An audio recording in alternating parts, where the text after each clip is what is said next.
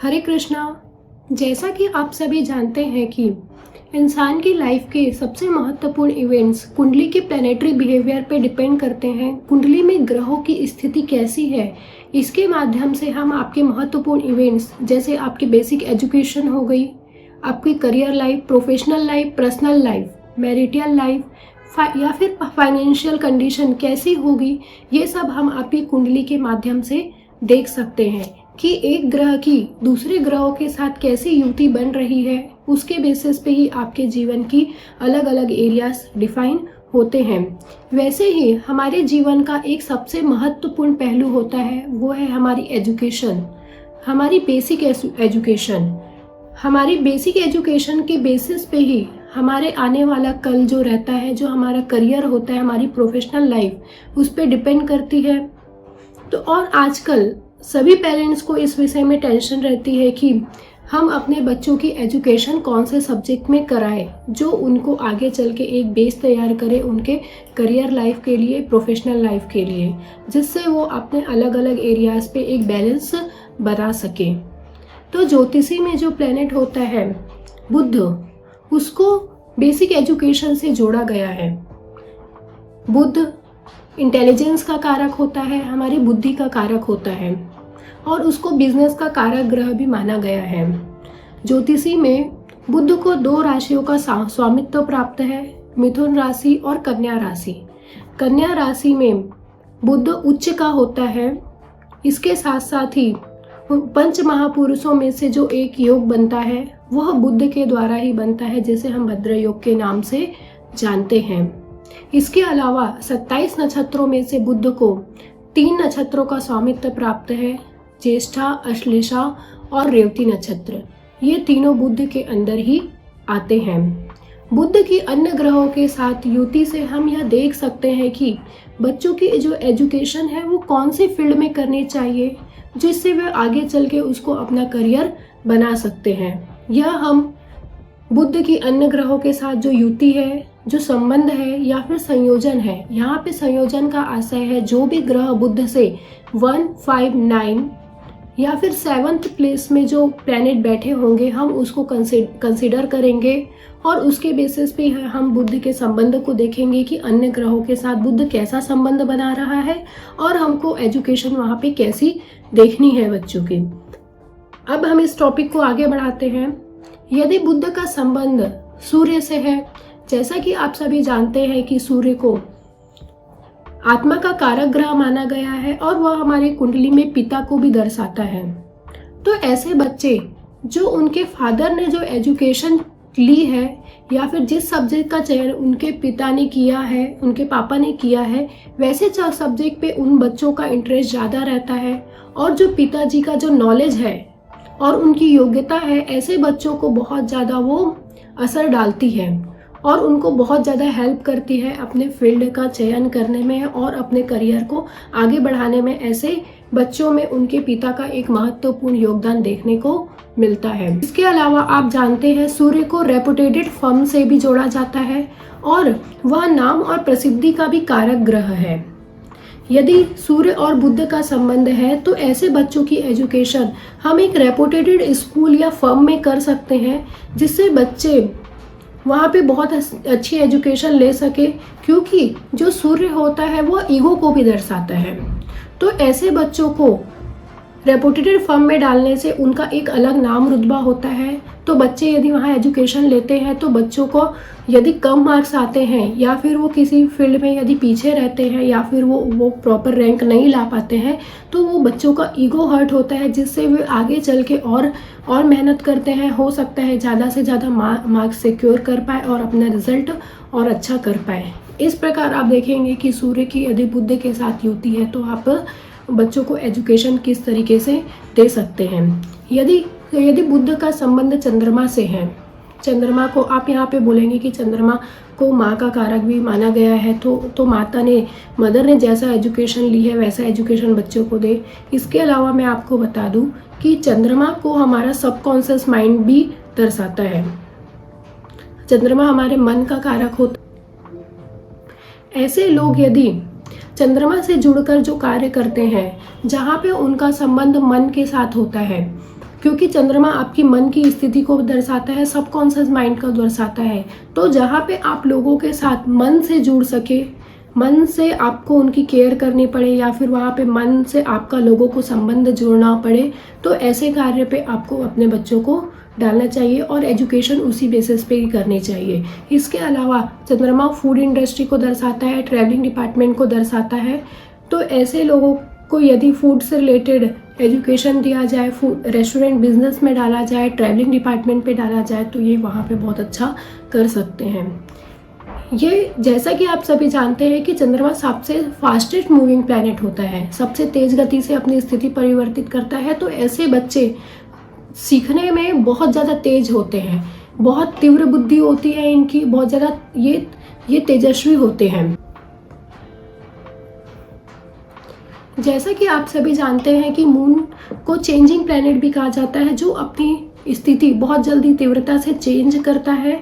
तो ऐसे लोगों के में ये भी देखा जा सकता है कि इनका बेसिक एजुकेशन की यदि हम बात करें तो उसने 10th-12th किसी और सब्जेक्ट में किया हो और आगे जो उसकी एजुकेशन है, या फिर हम मास्टर्स डिग्री की बात करें वो दूसरे ब्रांच में हुई है, फिर दूसरे फील्ड में हुई हो, तो इस तरीके से आप चेंज को भी देख सकते हैं यदि कुंडली में मून और यदि बुध का संबंध है। तो युति वाले कुंडली को अच्छे से ऑब्जर्व करना चाहिए, क्योंकि चंद्रमा को मन का कारक बनाया गया है और आपकी इमोशनल बॉन्डिंग को भी दर्शाता है। तो ऐसे बच्चे लोग यदि अच्छा करना चाहते हैं तो पेरेंट्स को स्पेशली ये ध्यान देना पड़ेगा कि ये कभी इमोशनली इम्बैलेंस मत हो। यदि ये इमोशनली इम्बैलेंस होते हैं तो वहाँ पे इनको अपना करियर और अपनी एजुकेशन में बहुत ज़्यादा दिक्कत का सामना करना पड़ता है। इसके अलावा आप जानते हैं कि बुध को ग्रीनरी चीज़ों से जोड़ा गया है। तो यदि ऐसे बच्चे, यदि उनका कोई एग्ज़ाम आने वाला है और कुछ पेपर्स वगैरह है, तो यदि चलते चलते लर्निंग करें और चलते चलते चीज़ों को याद करें तो उनके लिए बहुत बेनिफिट होता है। इसके साथ साथ यदि वो अपनी चीज़ों में ग्रीन वेजिटेबल्स को भी शामिल करते हैं तो उनके लिए बहुत अच्छा होता है। इसके अलावा जो मून रहता है उसको केमिस्ट्री डिपार्टमेंट से भी जोड़ा जाता है। तो यदि ऐसे बच्चे केमिस्ट्री के फील्ड में यदि जाते हैं तो वहाँ पे भी बहुत अच्छा कर सकते हैं। अब देखते हैं कि यदि कुंडली में बुध और राहु का संबंध है, जैसा कि बुध को छाया ग्रह का दर्जा दिया गया है, तो ऐसे बच्चों की मेमोरी जो होती है वो फोटोग्राफिक मेमोरी होती है। आपने बहुत सारे लोगों को देखा होगा कि उनके लर्निंग का जो तरीका होता है वो अलग अलग होता है। कई लोग चीज़ों को सुनकर याद कर लेते हैं, कई लोग चीज़ों को सुनते हैं फिर कॉपी में लिखते हैं फिर उसको याद करते हैं, और ऐसे बहुत सारे लोग होते हैं जो चीज़ों को देख कर याद कर लेते हैं, उनको ऑब्जर्व करके चीज़ें याद हो जाती हैं। तो बुध और राहु इस युति का संबंध ये ऐसा ही है कि ऐसे बच्चे जो ऑब्जर्व करते हैं, जो देखते हैं, वैसी चीज़ों को बहुत जल्दी याद कर लेते हैं। ऐसे बच्चे जो रहते हैं, ऐसे जो कुंडली वाले जो बच्चे होते हैं वो इंटरनेट लर्निंग को बहुत ज़्यादा पसंद करते हैं। तो यदि इनको ऑनलाइन एजुकेशन में यदि इन्वॉल्व किया जाए तो ऐसे बच्चे वहाँ पे बहुत अच्छा कर सकते हैं। इसके अलावा जो राहु होता है वो इंटरनेट के एरिया को दर्शाता है, डिजिटल मार्केटिंग को दर्शाता है, फील्ड इंडस्ट्री को दर्शाता है, मीडिया को दर्शाता है, और फोटोग्राफी चीज़ों को दर्शाता है। तो ऐसे फील्ड में यदि इनको एजुकेशन दी जाए तो वो बच्चे वहाँ पे बहुत अच्छा परफॉर्म कर सकते हैं। ऐसे युति वाले बच्चों के लिए पेरेंट्स को थोड़ा सजग रहना चाहिए, क्यों उनके जो फ्रेंड सर्कल होते हैं वो थोड़ा सा डाउटफुल रहते हैं। तो यहाँ पे पेरेंट्स को बुध यदि राहु वाली यदि बच्चों की कुंडली है तो वहाँ पे फ्रेंड सर्कल को लेके थोड़ा सा सेलेक्टिव होना चाहिए और पेरेंट्स को थोड़ा अलर्ट होना चाहिए, क्योंकि राहु अनकन्वेंशनल चीज़ों को भी दर्शाता है। यदि कुंडली में मार्स और मरकरी का संबंध है, जैसा कि आप सभी जानते हैं कि मार्स फिजिकल बॉडी को, फिजिकल फिटनेस को और हमारी फिजिकल एक्टिविटी को दर्शाता है। तो यदि ऐसे बच्चे फिजिकली एक्टिव रहे और फिजिकली वर्कआउट करते रहे, गेम्स में इन्वॉल्व रहे, स्पोर्ट्स में इन्वॉल्व रहे, तो ऐसे बच्चे अपने स्पोर्ट्स के साथ साथ अपने एजुकेशन में भी बहुत अच्छा करते हैं। कई बार पेरेंट्स टेंशन ले लेते हैं कि हमारा बच्चा दिन भर खेलते रहता है, 90% खेलता है, 10% पढ़ाई करता है, तो हमको उसके रिजल्ट की बहुत टेंशन रहती है। तो ऐसे बच्चों के लिए ये सजेस्ट किया जाता है कि इनके लिए फिजिकली एक्टिव रहना ज़्यादा इम्पॉर्टेंट है। उसके बेसिस पे ये अपने रिजल्ट को भी अच्छा कर सकते हैं। जो मार्क्स होता है वो टेक्निकल एजुकेशन को भी दर्शाता है, तो ऐसे लोग इंजीनियरिंग डिपार्टमेंट में, आर्किटेक्ट डिपार्टमेंट में, कंस्ट्रक्शन बिजनेस में या फिर सिविल इंजीनियरिंग वाले एरियाज़ में ये बच्चे बहुत अच्छा कर सकते हैं। इसके अलावा जो मार्क्स रहता है वो एंजाइटी को दर्शाता है। तो यदि एजुकेशनल फील्ड में यदि बात करें तो सबसे जो डेंजरस कॉम्बिनेशन है वो मार्स मरकरी का होता है। यदि हम इसको बैलेंस नहीं रखें फिजिकली एक्टिव होके, तो ये बच्चों को नर्वस डिसऑर्डर या फिर नर्व में कुछ प्रॉब्लम से रिलेटेड चीज़ों को दर्शाता है, क्योंकि बुध हमारी नसों को भी शो करता है।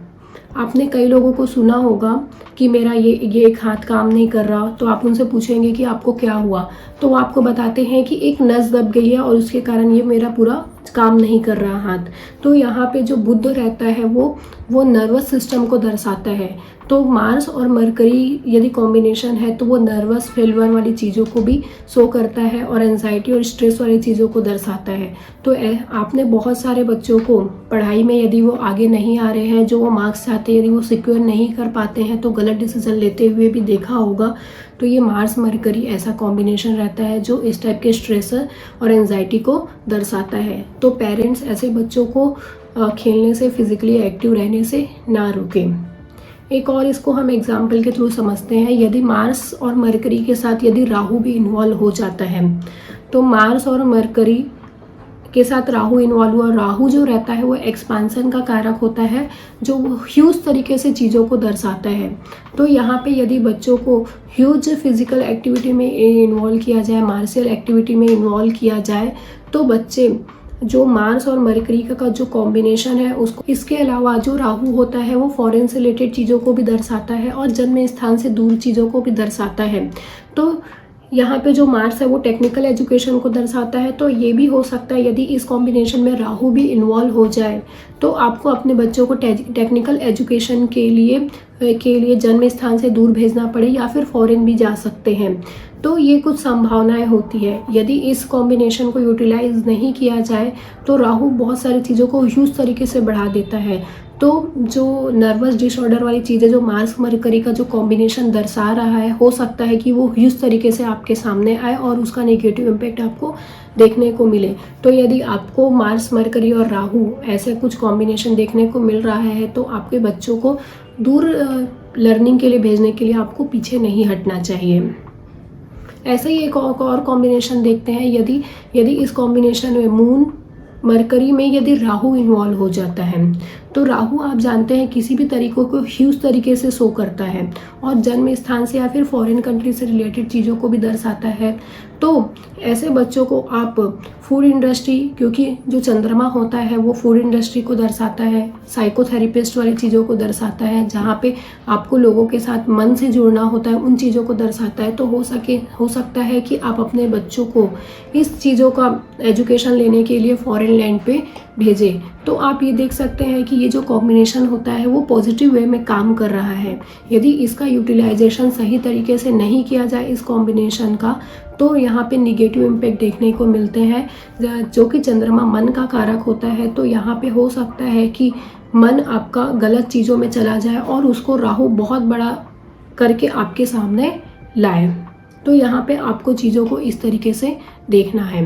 यदि कुंडली में गुरु और बुध का संबंध है, जैसा कि जुपिटर को ज्ञान का कारक माना गया है और वो हमारे धर्म से रिलेटेड और स्पिरिचुअल चीज़ों को दर्शाते हैं, तो यहाँ पे बहुत ज़्यादा स्कॉलर्स जो होते हैं वो इसी कॉम्बिनेशन के साथ होते हैं। जैसा कि बुद्धि का कारक है बुध और ज्ञान का कारक है जुपिटर, यदि दोनों का संबंध है तो ये जो बच्चे जिस भी एरिया में एजुकेशन करते हैं वहाँ पे बहुत अच्छा कर सकते हैं, क्योंकि ज्ञान और बुद्धि का कॉम्बिनेशन यदि किसी और ग्रह के साथ संबंध बना ले तो वो उसको ह्यूज तरीके से बढ़ा देता है। जैसे कि यदि मरकरी, जुपिटर और वीनस का संबंध है तो ये वीनस से रिलेटेड चीज़ों पे अच्छा कर सकते हैं। कला वाली चीज़ें जहाँ पे होती है, फिल्म इंडस्ट्री, वहाँ पे भी अच्छा कर सकते हैं। यदि मरकरी, जुपिटर और मार्स है तो टेक्निकल एजुकेशन में ये बहुत अच्छा कर सकते हैं। इस प्रकार आपको चीज़ों को देखना है।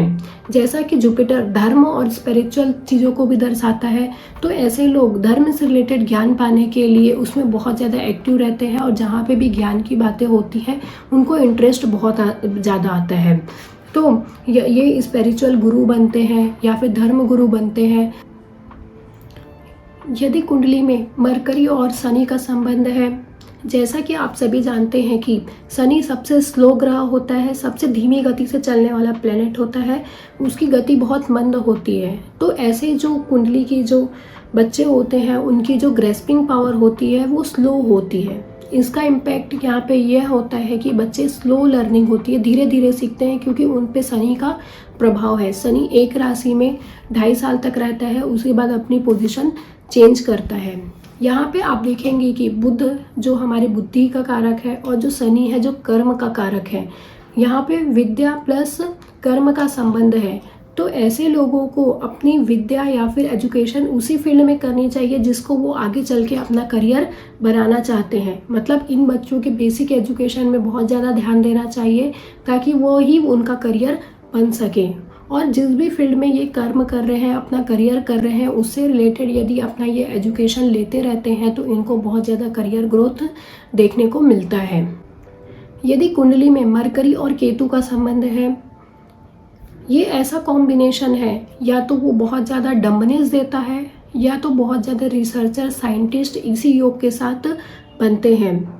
और ये एजुकेशन में ब्रेक भी केतु ही दर्शाता है। यदि किसी बच्चे की एजुकेशन में ब्रेक हो रहा है तो कुंडली में हो सकता है कि बुध और केतु का संबंध हो।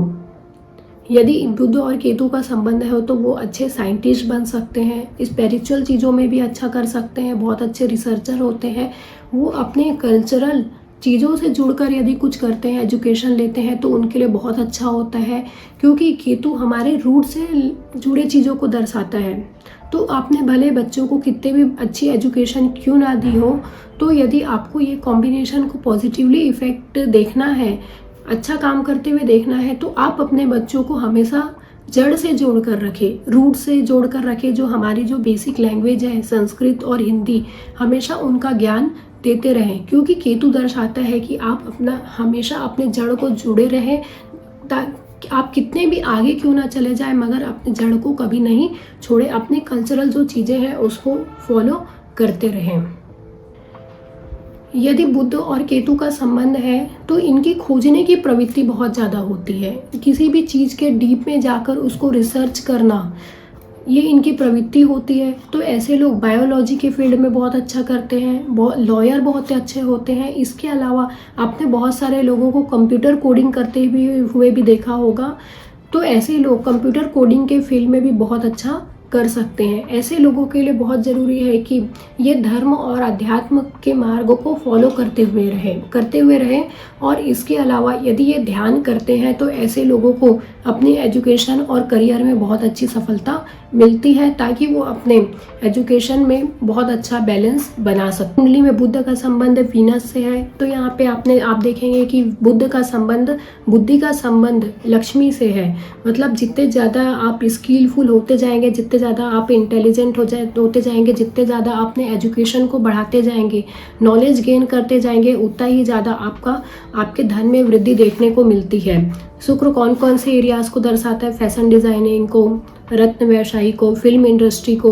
तो ऐसे लोग कला के एरियाज़ को तो उस एरियाज़ में बहुत अच्छा कर सकते हैं। यहाँ पे आप देखेंगे कि जितना ज़्यादा आप नॉलेज गेन करते जाएंगे, जितना ज़्यादा अपने एरियाज़ में नॉलेज गेन करते जाएंगे, उतना ज़्यादा आपको धन की वृद्धि देखने को मिलती है। इस प्रकार आप देख सकते हैं कि बुध की अन्य ग्रहों के साथ युति से आप एजुकेशन को कैसे देख सकते हैं।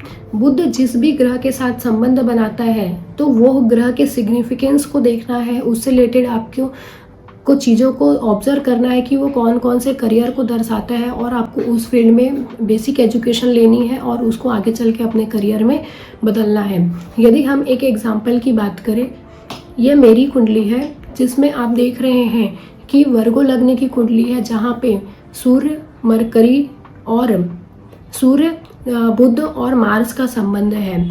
यहाँ पे आप देखेंगे कि मरकरी उच्च का है, लग्न में बैठा हुआ है कन्या राशि में, और मरकरी का संबंध मार्स से है। तो आप देखेंगे कि यहाँ पे ये मरकरी और मार्स का संबंध है, तो ये टेक्निकल एजुकेशन को भी दर्शाता है। तो जो मेरी जो एजुकेशन हुई है वो BE है, BE in electronics and telecommunication. यदि हम इलेक्ट्रॉनिक्स एंड टेलीकम्युनिकेशन को यदि देखने की कोशिश करें कि ये ब्रांच क्यों है, तो बुध जो होता है वो कम्युनिकेशन का भी कारक होता है।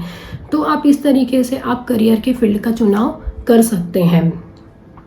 यदि आपने मेरे चैनल को सब्सक्राइब नहीं किया है तो please subscribe my channel and अगले वीडियो के लिए मेरे इस चैनल के साथ बने रहें। धन्यवाद।